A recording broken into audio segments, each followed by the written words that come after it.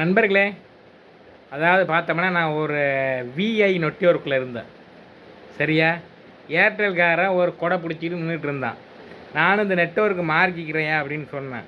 அதுக்கு அவன் சொன்னான், நான் ஒரு ஏர்போன் உனக்கு ஃப்ரீயாக கொடுப்பேனே அப்படின்னா. 100 மட்டும் கொடு, ரீசார்ஜுக்கு போதும்னா. நானும் கொடுத்தேன். அவனும் ஒரு ஏர்போனை கொடுத்தான்.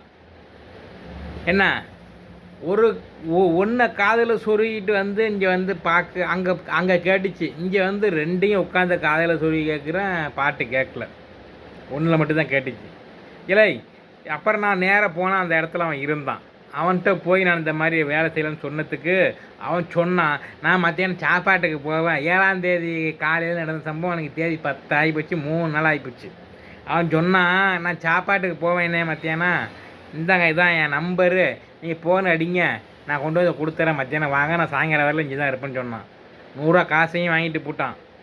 நானும் ஃபோன் அடிக்கிறேன், ஃபோனே எடுக்க மாட்டேங்கிறான். அந்த கெட்டு ஃபோனை கொண்டு கொடுக்க மாட்டேங்கிறான். நண்பர்களே, இதெல்லாம் ஒரு பொழப்பலை. யாரை இந்த மாதிரி பண்ணுறீங்க? மக்கள் மனசை வந்து இந்த மாதிரிக்கு நீங்கள் இது பண்ணுறீங்க. எவ்வளோ மனசு வேதனைப்படுது எனக்கு. ஃபோனு ரிங்கு அடிக்க, ரிங்கு போக மட்டும் அவன் ஃபோனை எடுக்க மாட்டேங்கிறான். நான் பொய்யெல்லாம் சொல்ல பார்த்துங்க, நம்பர் இருக்குங்க.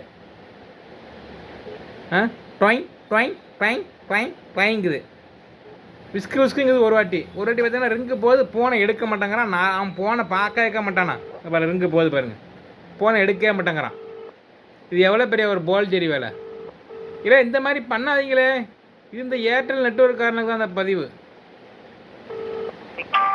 பாருங்க, ஃபோன் எடுக்க மாட்டேங்கிறான். பார்த்தீங்களா எவ்வளோ பெரிய அயக்கத்தை நான்